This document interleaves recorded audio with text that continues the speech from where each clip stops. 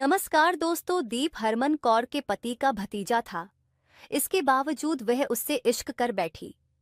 केंद्र और राज्य सरकारों के आपसी मतभेदों के कारण कोयले के दाम आसमान छूने लगे थे। उन दिनों कोयला सामान्य मूल्य से दोगुने से भी अधिक दाम में बिक रहा था। उस स्थिति में सरदार उदय सिंह को कोयला खरीदना मुश्किल हो गया था। पटियाला के चौक पर उनका कोल डिपो था। उनका यह काफी पुराना व्यवसाय था, लेकिन कोयले की आसमान छूती कीमतों से उनके इस व्यवसाय को गहरा झटका लगा था। कोयले के दाम तो बढ़ ही गए थे, इसके साथ एक समस्या यह भी थी कि कोयले का सौदा भी 5 से 6 गाड़ियों से कम का नहीं हो रहा था। धंधा करने वालों को धंधा करना ही था, इसलिए कोयला महंगा हो या सस्ता, कोयला तो मंगाना ही था। जिस भाव में माल आएगा उसी भाव में बिकेगा भी। कुछ अपने पास से तो कुछ ब्याज पर उधार लेकर जैसे तैसे उदय सिंह ने 6 गाड़ी कोयला मंगा लिया। संयोग देखो, उदय का माल आते ही केंद्र सरकार ने कोयला कंपनियों को अपने नियंत्रण में ले लिया, जिससे तुरंत कोयले की आसमान छूती कीमतें घटकर सामान्य हो गईं। उदय सिंह का तो दीवाला निकल गया। महंगे भाव पर खरीदा गया कोयला उन्हें मिट्टी के भाव बेचना पड़ा, जिसकी वजह से उन्हें मोटा घाटा हुआ। इस घाटे से उन्हें गहरा सदमा लगा और वह बीमार रहने लगे। घाटा हो या मुनाफा, उदय सिंह ने जिसके पैसे लिए थे उसके पैसे तो देने ही थे। इस तरह उदय सिंह की हालत काफी खराब हो गई। मिलने जुलने वाले यार दोस्त नाते रिश्तेदार आते और सांत्वना देकर चले जाते। कोई मदद की बात न करता। उस समय उनकी इस परेशानी में उनका भतीजा दीप सिंह काम आया। उसने चाचा की मदद ही नहीं की, हर तरह से साथ दिया। बीमारी का इलाज तो कराया ही, व्यवसाय को फिर से जमाने के लिए मोटी रकम भी दी। जब तक सब ठीक नहीं हो गया, दीप दोनों समय उदय सिंह के घर आता जाता रहा। दवा आदि की ही नहीं, घर की जरूरत की अन्य चीजों का भी उसने ख्याल रखा। इसी का नतीजा था कि उदय सिंह ने जल्दी स्वस्थ होकर अपना व्यवसाय फिर से संभाल लिया।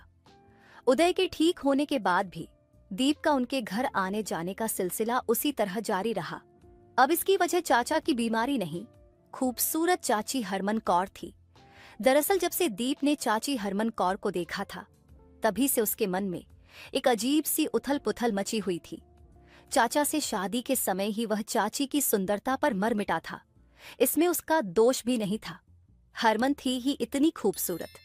2 बच्चों की मां होने के बाद भी उसकी खूबसूरती में कोई कमी नहीं आई थी।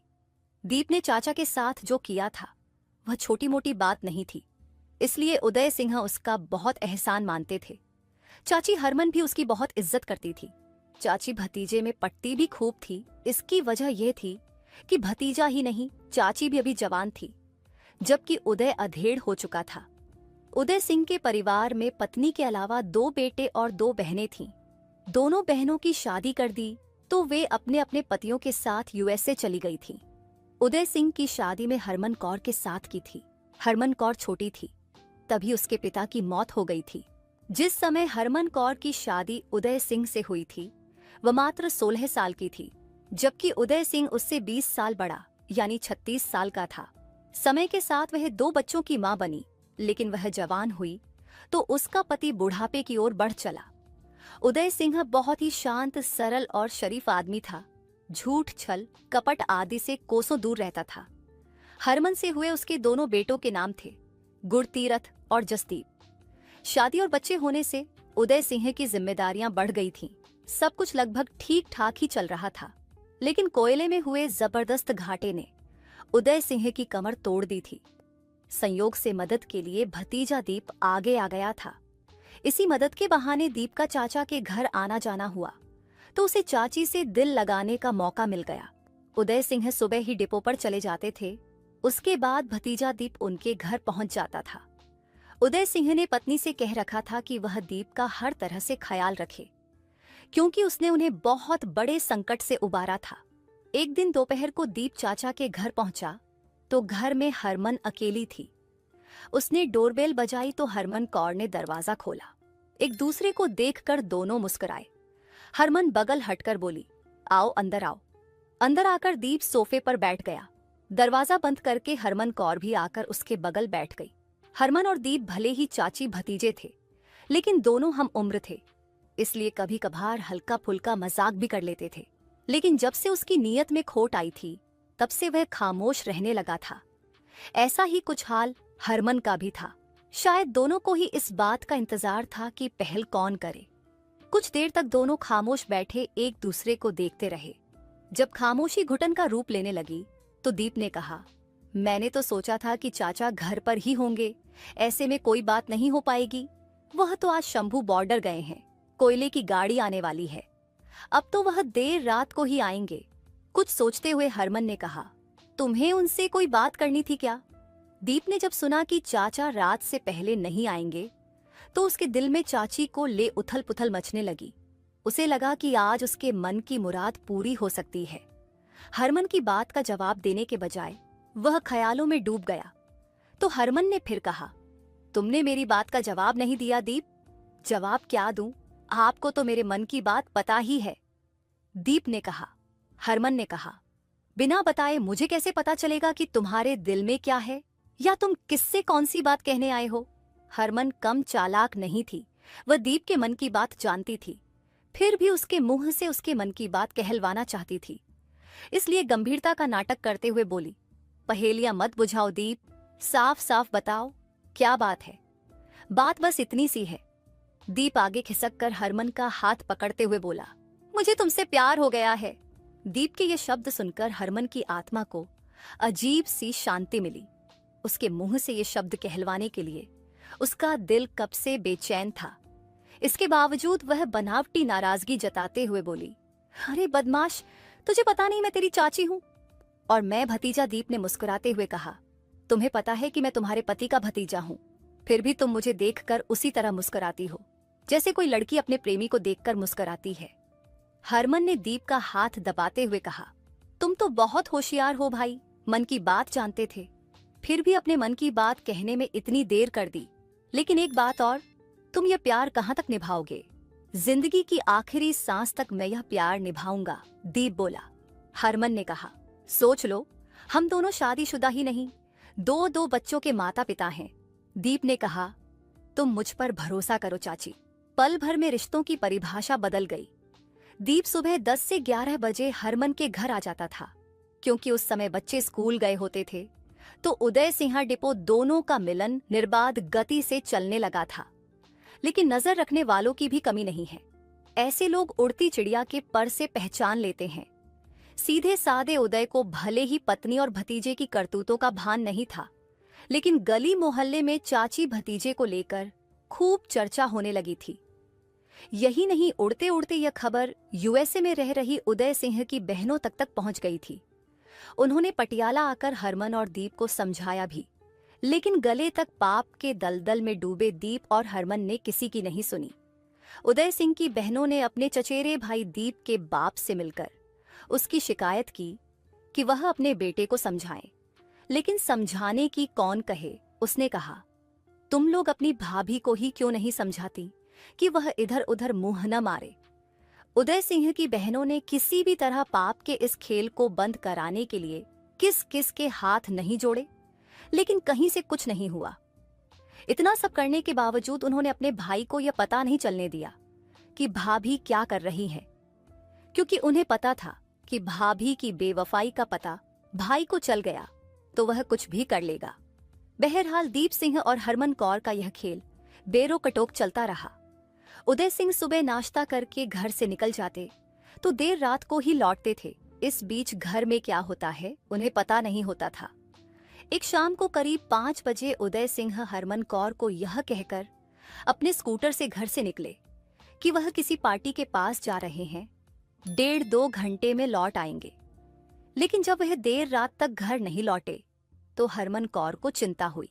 वह अपने दोनों बेटों कुछ पड़ोसियों को लेकर उदय की तलाश में निकल पड़ी, लेकिन रात भर इधर उधर भटकने के बाद भी उदय सिंह का कुछ पता नहीं चला। रात 10 बजे के आसपास उदय सिंह ने फोन करके हरमन को बताया था कि वह अपने किसी दोस्त के घर बैठा है। इसके बाद न उसका कोई फोन आया था और न ही उसके बारे में कुछ पता चला था, क्योंकि उसका फोन बंद हो गया था।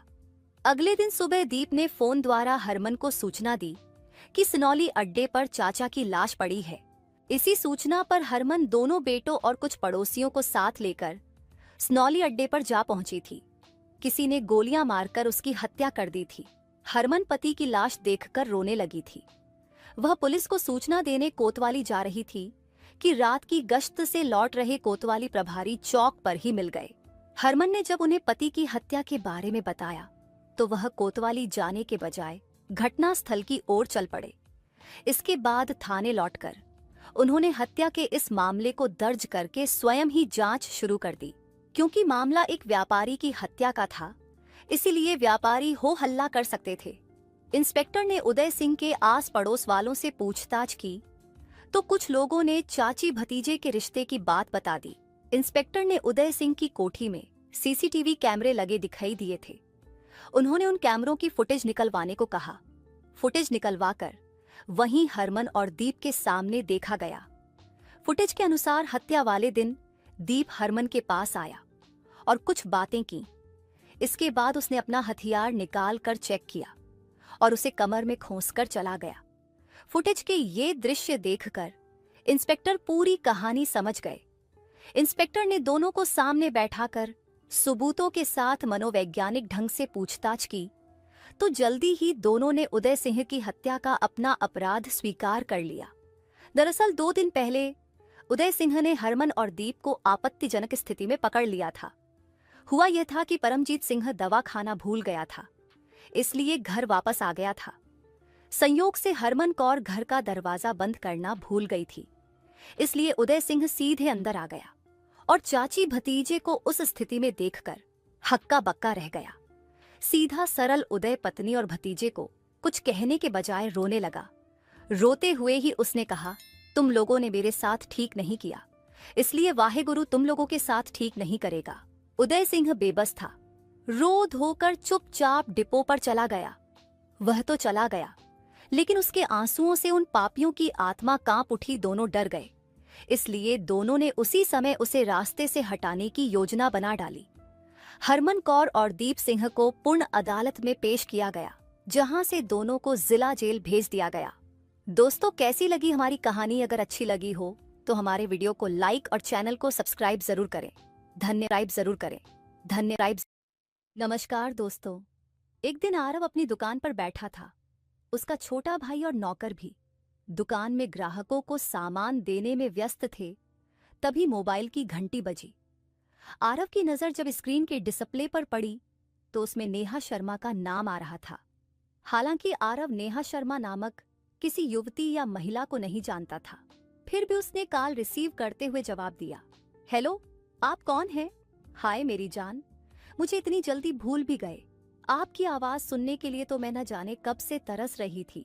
दूसरी ओर से आने वाला प्यार भरा नारी स्वर तो जैसे आरव के कानों में एक उत्तेजना भरी मिठास घोल गया था। आरव ने कहा, आप नेहा बोल रही हैं ना? आरव बात करने अब दुकान से दूर निकल गया था। जानू, कम से कम आपने मुझे पहचाना तो सही। दूसरी ओर से नेहा ने कहा। आरव बोला, देखिए नेहा जी, मैंने तो अपने मोबाइल के स्क्रीन डिस्प्ले में आपका नाम देखा था, इसलिए कह दिया। वैसे सच बात तो ये कि मैंने न तो आपको कभी देखा है और न ही आपसे कभी बात की है। वैसे आपकी आवाज बहुत स्वीट है, कहकर आरव मुस्कुराने लगा था। वैसे आरव शादीशुदा था। उसकी शादी हुए 7 साल हो चुके थे। उसके 2 बच्चे भी थे, लेकिन आरव ने सोचा कि जब कुआं खुद ही चलकर उसके पास आ रहा है तो डुबकी लगा ही लेते हैं। उसने सोचा, ये लड़की नेहा शायद उसकी कोई अतृप्त इच्छा हो या शादीशुदा होगी और अपने मर्द से खुश नहीं रह पाती होगी। स्क्रीन में उसे नेहा के मोबाइल नंबर पर उसकी फोटो की भी एक झलक दिखी थी। जब से आरव ने उसकी फोटो देखी थी, वह तो उसका का दीवाना ही हो गया था। उधर से नेहा ने पूछा, आरव जी, मेरी तारीफ करने के बाद आपने तो चुप्पी ही साध ली है, कहाँ खो गए आप? अच्छा चलो बताओ, तुमने अभी तक शादी की है या नहीं? आरव बोला, नेहा जी, देखिए, मैं झूठ बिल्कुल भी नहीं बोलता, शादीशुदा हूँ। आप बताएं, आप विवाहित हैं या अविवाहित? नेहा ने कहा, आरव जी, मैं भी विवाहित हूँ। शादी को 2 साल हो गए, मगर मेरे पति दुबई में नौकरी करते हैं। साल में बस 1 बार ही यहाँ आते हैं। वैसे मुझे अब आपके ऊपर विश्वास होने लगा है कि आप वही मर्द हैं जिसे मैं पसंद करती हूँ। मैं व्हाट्सएप पर कॉल करती हूँ, इससे आप भी मुझे देख लेंगे और मैं भी आपका दीदार कर लूंगी। वैसे आपका ये व्हाट्सएप नंबर है ना? आरव ने कहा। ये मेरा व्हाट्सएप नंबर है, आप मुझे कॉल कर सकती हैं। मैं तो आपका दीदार करने के लिए बहुत बेचैन हूँ। ये कहते हुए आरव अपनी दुकान के अंदर वाले कमरे में घुस गया और दरवाजा भीतर से बंद कर लिया। आरव का घर उसकी दुकान से काफी दूर था। दुकान के अंदर एक छोटा सा कमरा भी था जिसमें वह आराम कर लिया करता था। दोनों अब व्हाट्सएप पर बातें करने लगे थे। तभी आरव ने कहा, नेहा जी, आप तो बला की खूबसूरत हैं, कहीं किसी की नजर न लगे। नेहा ने कहा, आरव जी आप भी बहुत हैंडसम हैं। वैसे अब तक आप समझ ही गए होंगे कि मैं आप पर मर मिटी हूँ। सच बात यह है कि मुझे एक बार जो मर्द पसंद आ जाता है उसके लिए तो मैं किसी भी हद तक जा सकती हूँ। आरव बोला, नेहा जी मेरी एक बहुत बड़ी दुकान है, खासा पढ़ा लिखा भी हूँ, समझ ही लेता हूँ। सच में एक नजर में ही आपने मेरे दिल को भीतर तक छू लिया है। उधर से नेहा ने कहा, जैसे आप बाहर से दिखते हैं मुझे लगता है कि भीतर से भी आप काफी जानदार होंगे। आरव बोला, आप हमें एक बार मौका देकर तो देखिए, आपकी हर हसरत को पूरी न किया तो मेरा नाम आरव नहीं। नेहा बोली, तो आप बताइए कहाँ मिल सकते हैं? किसी होटल में मिले? आरव बोला, आपने तो मेरे दिल की बात ही कह डाली। आप बताएं किस होटल में मिलना चाहेंगी आप मुझसे? नेहा ने कहा, देखो आरव, पहली बार मिल रहे हैं हम दोनों, इसलिए होटल तो कम से कम अच्छा ही होना चाहिए। मेरठ में तो कई सारे अच्छे अच्छे होटल हैं, वहीं पर किसी अच्छे होटल में कमरा बुक कर मुझे बताना, मैं आ जाऊंगी। आरव ने कहा, इसका मतलब आप मेरठ में नहीं रहती? मैं तो सोच रहा था कि आप मेरठ की रहने वाली होंगी।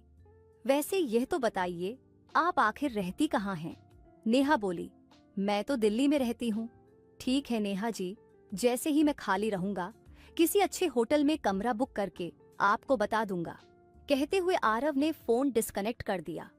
उसके बाद वे दोनों कई दिनों तक फोन पर मीठी मीठी बातें करने लगे। नेहा से मिलने की आरव की बेताबी बढ़ती जा रही थी। एक दिन आरव ने नेहा को बता दिया कि उसने 2 दिन के लिए होटल में कमरा बुक कर दिया है। आरव अपने भाई को दोस्त की शादी में जाने को कहकर अपनी बाइक से घर से निकल गया था। उसने नेहा को फोन किया और मेरठ रेलवे स्टेशन के पास मिलने के लिए बुलाया। जब आरव नेहा के बताए गए स्थान पर पहुंचा तो नेहा वहां उसी का ही इंतजार कर रही थी। दिल्ली से आप कैसे और कब आईं? आरव ने पूछा। मैंने टैक्सी बुक की थी, बस अभी 5 मिनट पहले ही पहुंची हूँ। जैसे ही मैं यहाँ पर पहुंची तो आपका फोन आ गया। नेहा ने आरव से हाथ मिलाते हुए कहा। आरव बोला, बैठो, मेरी बाइक पर आपको होटल ले चलता हूँ। होटल के काउंटर पर आरव ने अपनी आईडी जमा कर दी तो नेहा ने भी अपना आधार कार्ड वहां पर जमा करवा दिया। काउंटर में बैठे रिसेप्शनिस्ट ने उनकी आईडी की फोटोकॉपी करने के बाद ओरिजिनल आईडी दोनों को वापस कर दी थी। उन्हें वहां पर कमरा नंबर 83 मिला था। कमरे में घुसते ही आरव ने दरवाजा भीतर से बंद कर दिया और नेहा को गले से लगा लिया। नेहा ने कहा, अरे छोड़ो भी, इतनी जल्दी क्या है? मैं कोई भागी तो नहीं जा रही हूँ। देखो, मुझे अभी काफी थकान सी हो रही है, इसलिए पहले मैं शावर ले लेती हूँ। कहते हुए नेहा तौलिया लेकर बाथरूम में घुस गई। नेहा बाथरूम से बाहर निकली तो उसने अपने बदन पर केवल तौलिया लपेटा हुआ था। आरव आगे बढ़ा। वह शालू के सौंदर्य पर फिदा हो चुका था। वह अब इंतजार करने के मूड में बिल्कुल भी नहीं था। उसके बाद वे दोनों एक दूसरे से अटखेलियां करने लगे थे।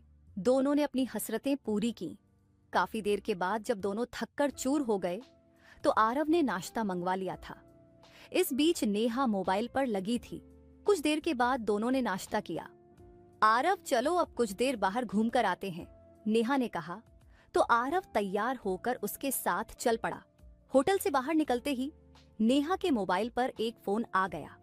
फोन में बात करने के बाद नेहा के चेहरे पर घबराहट साफ साफ नजर आ रही थी। आरव ने कहा, क्या बात है, किसका फोन था और तुम इतनी घबराई हुई और परेशान क्यों लग रही हो? नेहा ने कहा। आरव, यहाँ तो गजब हो गया। यहाँ आने की बात मेरे भाई और भाभी को पता चल गई है। अब तो हम फंस गए। नेहा के चेहरे पर साफ साफ घबराहट दिखाई देने लगी थी। तुम घबराओ मत, वे यहाँ पर थोड़ी आएंगे, आरव ने नेहा को दिलासा देते हुए कहा। लेकिन तभी वहां पर होटल के बाहर एक स्विफ्ट गाड़ी आकर रुकी।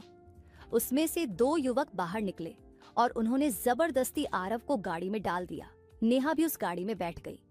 वहां पर एक बाइक भी खड़ी थी। गाड़ी के स्टार्ट होते ही दो युवक बाइक पर बैठ गए और स्विफ्ट गाड़ी के पीछे पीछे चलने लगे। गाड़ी काफी देर घूमती रही। आरव के गाड़ी में बैठते ही दो युवक बुरी तरह उसे पीटने लगे थे। अब देख साले, हम तुझे कैसे सलाखों के पीछे करते हैं। उनमें से एक युवक ने आरव के गाल पर थप्पड़ मारते हुए कहा। आरव ने गाड़ी में चारों ओर नजर घुमाते हुए देखा तो वहां पर उसे मिलाकर कुछ 6 लोग बैठे थे। उनमें से 2 युवतियां भी थीं। युवतियों में एक तो नेहा थी और दूसरी रुबीना थी, जिसे नेहा भाभी कहकर संबोधित कर रही थी। पिटते हुए एक बार आरव ने नेहा की भाभी की तरफ असहाय नजरों से देखा, जैसे वह उससे रहम की भीख मांग रहा हो। रुबीना ने उसे देखा तो वह समझ गई थी कि आरव अब पश्चाताप कर रहा है। अरे छोड़ो छोड़ो, बेचारे की जान ही ले लोगे क्या? रुबीना ने युवकों को रोकते हुए कहा। आरव ने गिड़गिड़ाते हुए कहा, मुझे बचा लो भाभी, ये लोग तो मेरी जान लेने पर तुले हुए हैं। मैं अकेला ही दोषी नहीं हूँ। मुझे नेहा जी का एक दिन फोन आया था, मैं इनकी बातों में बह गया था, मुझे माफ कर दीजिए प्लीज। रुबीना बोली, देख आरव, अगर तू बचना चाहता है तो तू हमें अभी 50 लाख रुपए दे दे, नहीं तो हम तेरे खिलाफ पुलिस में रेप का मुकदमा करवा देंगे, फिर तू सड़ता रहेगा जेल में। वे सब जब आपस में बातें कर रहे थे तो आपस से एक दूसरे को नाम से संबोधित कर रहे थे, इसलिए अब आरव उन सबके नाम भी जान चुका था। 50 लाख रुपए की बात सुनकर तो आरव एकदम से घबरा ही उठा था। वह बोला, यह तो बहुत बड़ी रकम है, यह रकम तो मैं अपनी सारी जमीन बेचकर भी नहीं दे सकता हूँ। फरहान ने कहा, देख आरव, पैसे तो तुझे देने ही पड़ेंगे। अगर तुझे ये ज्यादा लग रहे हैं तो तू ही बता कितने रुपए में फाइनल करे। आरव ने गिड़गिड़ाते हुए कहा, देखो भाई, मैं तो ज्यादा से ज्यादा 1 लाख तक ही दे सकता हूँ, इससे ज्यादा मेरी औकात नहीं है। फिरोज ने कहा, देखो आरव, मैं 10 लाख रुपए पर यह डील फाइनल कर रहा हूँ। अब तुझे ये रकम हमें देनी पड़ेगी, तभी हम तुझे आजाद कर पाएंगे। इतनी बड़ी रकम तो मैं ना दे पाऊंगा। आरव बोला, अच्छा तो फिर तू हमारी बात अपने अब्बू अम्मी अपनी बीवी से करवा, हम उन्हीं से बात कर लेते हैं। फिरोज ने आरव का फोन उसके हाथों में देते हुए कहा। आरव बोला, देखो भाई, मेरे घर वालों को कुछ मत बताना, नहीं तो मेरी बदनामी हो जाएगी। देखो ना, मेरे मोबाइल की बैटरी भी खत्म हो गई है। आरव ने उन्हें अपना फोन दिखाते हुए कहा। फिरोज ने कहा, अब तुझे बदनामी दिखाई दे रही है। जब नेहा को फंसा रहा था तब तुझे शर्म नहीं आई। तेरा सिम मैंने अपने मोबाइल में डाल दिया है, अब बात कर। आरव ने पहले अपने भाई को फोन लगाया और उसे सारी बात बताई। उसके बाद फिरोज ने आरव को उसकी पत्नी को फोन करने को कहा। आरव ने अपनी पत्नी से बात की तो उसी बीच फिरोज ने आरव की पत्नी को धमकाते हुए कहा कि तुम्हारे शौहर आरव ने हमारी बहन की इज्जत पर हाथ डाला है, इसलिए तुरंत 10 लाख रुपयों का इंतजाम कर लो, नहीं तो हम पुलिस में रिपोर्ट कर देंगे। उसके बाद फिरोज और उसके साथियों ने एक बार फिर आरव की जमकर पिटाई की और से फिर उसे कार से नीचे फेंक दिया। जाते जाते वे आरव को यह चेतावनी देकर चले गए कि तू ऐसे रास्ते पर आने वाला नहीं है, हम अब तेरी रिपोर्ट पुलिस में कराने जा रहे हैं। इसके बाद आकिल ने एक टेलीफोन बूथ से अपने भाई को फोन किया, क्योंकि वह उस समय चलने की स्थिति में भी नहीं था। मेरठ के थाना प्रतापुर के एसएचओ अपने ऑफिस में बैठे थे, तभी 2 युवतियां और 4 से 5 युवक उनके पास आ पहुंचे। एसएचओ को रुबीना नाम की युवती ने बताया कि मेरठ निवासी आकिल ने उसकी ननद नेहा के साथ प्रेम का झांसा देकर रेप किया है, लिहाजा आप उसे तुरंत गिरफ्तार कर उसके ऊपर खड़ी कार्रवाई करें। एसएचओ ने अपने अधीनस्थ कर्मचारी से उनकी लिखित रिपोर्ट दर्ज करने को कहा। तभी वहां पर आरव भी अपने भाई व पत्नी के साथ आ पहुंचा और उसने अपनी पूरी दास्तान एसएचओ को बता दी। आरव बहुत बुरी स्थिति में था, वह अपने बयान भी बड़ी मुश्किल से दे पा रहा था। उसके बयान देते ही 5 युवक और अपने आप को पीड़ित नेहा की भाभी बताने वाली रुबीना एक एक करके वहां से खिसक गए। अब तक ये मामला एसएचओ की समझ में आ चुका था कि यह रिपोर्ट फर्जी है और ये हनी ट्रैप का मामला है। अब थाने से नेहा शर्मा भी धीरे से खिसकने लगी तो पुलिस ने दौड़कर उसे पकड़ लिया और उससे विस्तृत पूछताछ करनी शुरू कर दी। इंस्पेक्टर ने इस घटना की सूचना तुरंत अपने उच्च अधिकारियों दे दी और एक विशेष टीम गठित कर आरोपियों की तलाश शुरू कर दी। पुलिस ने दिल्ली की रहने वाली 2 मुस्लिम युवतियों के साथ हनी ट्रैप के जरिए रंगदारी मांगने वाले 5 युवकों को गिरफ्तार कर लिया। रिहाना और रुबीना फोन से नए लोगों से बात कर दोस्ती करती और संबंध बनाने के लिए किसी होटल में बुलाती थी। फिर होती थी शिकार करने की कहानी शुरू। ये दोनों सोशल मीडिया के माध्यम से पुरुषों को अपने मोहजाल में फंसाती थीं। कई बार जब दूसरी ओर से उनसे कोई यह प्रश्न करता था कि आप कौन हैं, मैं तो आपको जानता तक नहीं हूं, तब रिहाना और रूबीना गलत नंबर मिल जाने की बात कर देती थीं। अधिकतर कॉल्स में तो शिकार खुद ही फंस जाता था। उसके बाद खुद लोगों का फोन उनके पास आ जाता था। वे खुद ही दोस्ती करने की बात करने लगते थे। इसके बाद रिहाना और रूबीना लोगों के होटल में बुलाती थीं। कई बार मोबाइल से ही वीडियो बना लेती थी। फिर उस व्यक्ति को पकड़कर उसे ब्लैकमेल करते थे और फिर पुलिस में रिपोर्ट दर्ज कराने की धमकी देकर उससे लाखों रुपए ऐंठ लेते थे। दोस्तों, आज के समय में हनी ट्रिप की घटना काफी बढ़ चुकी है। आज हमारे समाज में काफी ऐसे लोग होते हैं जो पैसे कमाने के चक्र में किसी की जिंदगी के साथ खिलवाड़ करते हैं। ऐसी घटना होने पर पुलिस को सूचित करें और किसी को भी पैसे ना दें। दोस्तों, ये सभी नाम बदले हुए हैं। अगर आपको हमारे वीडियो से कुछ अच्छा सीखने को मिला है तो हमारे वीडियो को लाइक और चैनल को सब्सक्राइब जरूर करें। धन्यवाद।